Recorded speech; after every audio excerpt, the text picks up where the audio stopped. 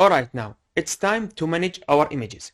Okay, now as you can see, if we type the command docker images like this, you can see that we have two images, the hello world with the tag latest and the image ID and when it is created, and the Ubuntu image, and again with the latest and this image ID and when it is created and the size of it. Alright, now what if I want to remove one of these images? What should I do? Well, I will use the command docker rm, but not rm only, because rm is used for containers, to remove containers. rmi, from its name, remove image. So simple. So if I dash help to learn more about it, sorry, 3 dashes I put. Yeah, you can see remove one or more images, and you can see we have the dash f option, which is the dash force removal of the image. And you can see we have the no prune, don't delete, and tagged parents. Alright, so I want to remove, for example, the hello world. So docker rmi and the hello world. So either you're typing the name of the image, which is the hello world, or actually I prefer to put the image ID.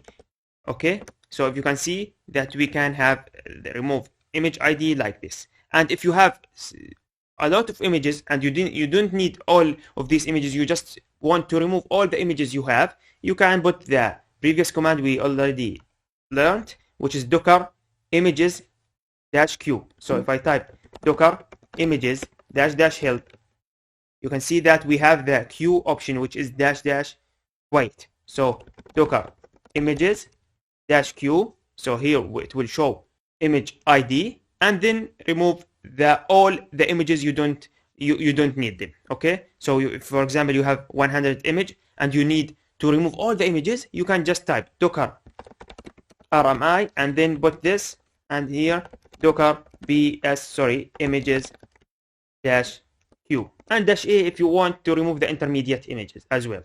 Okay, so this will remove everything, but we don't need that actually, because we just need to remove the hello world, which is this one, and I will take the image ID like this. So if you can see docker, still typing ps. Okay, docker images, you can see that yeah, it is deleted. So even if I type docker image -a, which is all images, you can see that the hello world has been deleted successfully. Now again, if you have look here, so we learned that if you issued the docker run command and the docker daemon will receive it, so it will check if we have this specific image inside the docker host or not. If not, we will pull it. All right, now let's try use the pull command. So docker pull, so this to get the command. So instead of docker run something, no, we can use the docker pull, for example, hello-world like this, and I will type enter.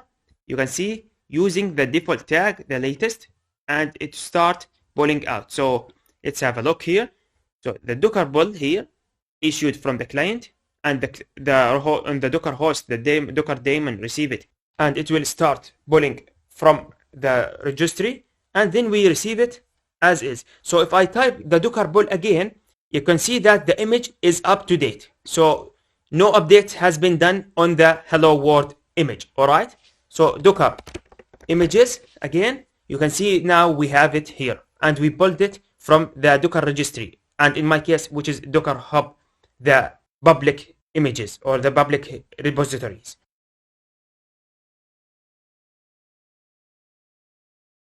Now what if you want to have a private repositories or registry on Docker Hub? You can just create account there and use the docker login command, and here you put the username, you put the password. You can see I don't need to provide any for now, but just put your username that you used it on Docker Hub and the password, and then you can use the docker pull wherever you want and docker push wherever you want. So if you customize your image and you need to push the changes to the docker repo, you can just docker push and you will push it there. All right, now I'm assuming that you are familiar with the GitHub. Well, actually this is something like the GitHub exactly, okay, but instead of code it will be images. All right, so simple.